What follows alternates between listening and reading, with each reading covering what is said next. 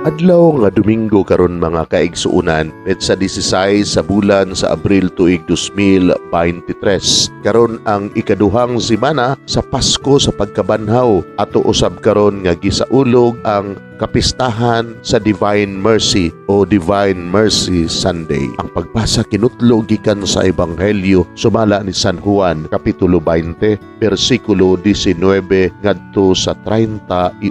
Sa pagkakilom-kilom na ni adtong adlaw nga maoy unang adlaw sa semana, nagtigom ang mga tinun-an ug gitrangkahan nila ang pultahan kay nahadlok man sila sa kadagkuan sa mga Hudiyo. Kunya mitungha si Jesus sa taliwala nila og miingon, "Mainyo ang kalinaw." Human siya makasulti niini, iyang gipakita kanila ang iyang mga kamot ug ang iyang kilid. Nalipay pag-ayo ang mga tinun-an sa ilang pagkakita sa Ginoo. Unya si Jesus miingon kanila pag-usab, "Mainyo ang kalinaw." Ingon nga gipadala ako sa Amahan, ako usab nagpadala kaninyo. Gisulti niya kini ug unya gihuy pa niya sila ug giingnan, "Dawatan ninyo ang Espiritu Santo. Kun pasayloon ninyo ang mga sala sa mga tao, gipasaylo kini. Kun dili ninyo pasayloon ang ilang mga sala, dili usab kini pasayloon." Si Tomas nga ginganlag kaluha, usa sa mga napulog duha ka mga tinun-an, wala mahiuban kanila sa pag-anha ni Jesus. Busa gisuginlan siya sa ubang mga tinun-an, "Nakita namo ang Ginoo." Si Tomas mingon kanila, "Gawas kod makita ko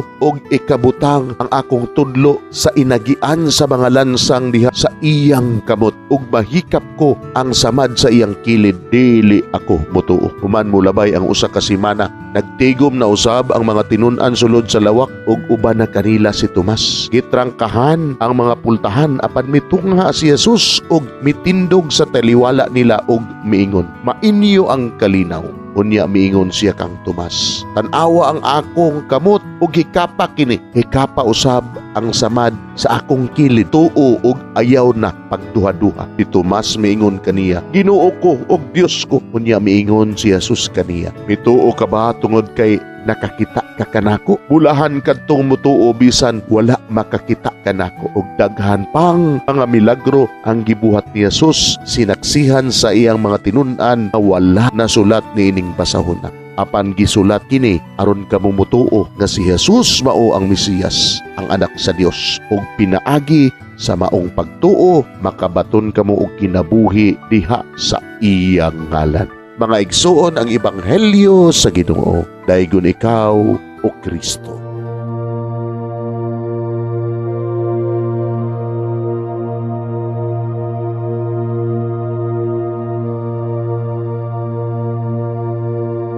Pagampo sa dili pa magsugod sa trabaho. Magampo kita sa ngalan sa Amahan, sa Anak ug sa Espiritu Santo. Amen. Langit mo namong Amahan, sa among pagsulod nining trabahoan, among gidala ang imong presensya uban kanamo. Among gipamulong ang imong kalinaw, imong grasya, imong kaluoy, ug ang imong perpektong hanay sa among mga trabaho. Among gipadayag ang imong gahom labaw sa tanan diha sa mga butang nga among mahimo, masulti, mahuna-unaan ug mahukman sulod nining adlaw.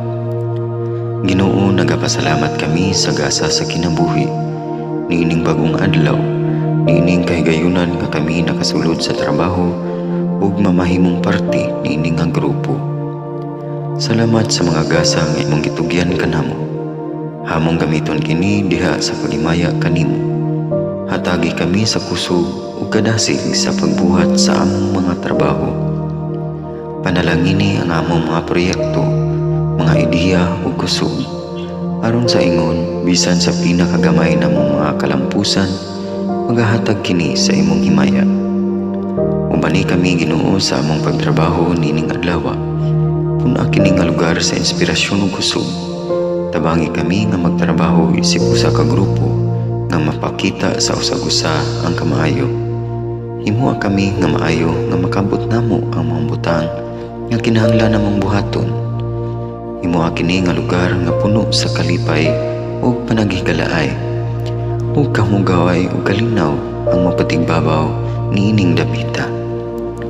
Ginoo, kung kami anaa sa kalibog, giyahi kami. Kung kami muwadaan sa kadasing ug paglaom, dasiga kami. Himua nga ang trabaho nga among gihimo ug ang paagi sa among paghimo niini makahatag unta kini og hugot nga pagtuo, kalipay ug pahiyom sa tanan nga among mahimamat karong adlaw.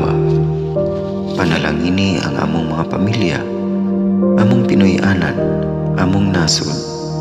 Himua nga magmatidud-anon kami sa pagtagad ug pag-amuma sa kalikupan ug sa tanang may kinabuhi diha sa pagbuhat kanamo sa pagkabuot sa imong pangandoy alang sa hustisya ug kagawasan. O Ginoo, sa among pagbiya nining lugara, tagay kami sa imong panalangin ug kaluoy sa among pagbiyahe. Panalangini ang among mga pamilya ug Pinoy-anan nga anaon ta sa maayong kahimtang sama sa among pagbiya kanila. Ginoo, salamat sa tanang butang nga imong nabuhat, sa tanang butang nga imong gibuhat ug sa tanang butang nga imong buhaton pa. Sa ngalan ni Jesus, among giampo diha sa tumang pagigugma ug pagpasalamat. Amen. Sa ngalan sa Amahan, sa Anak ug sa Espiritu Santo. Amen.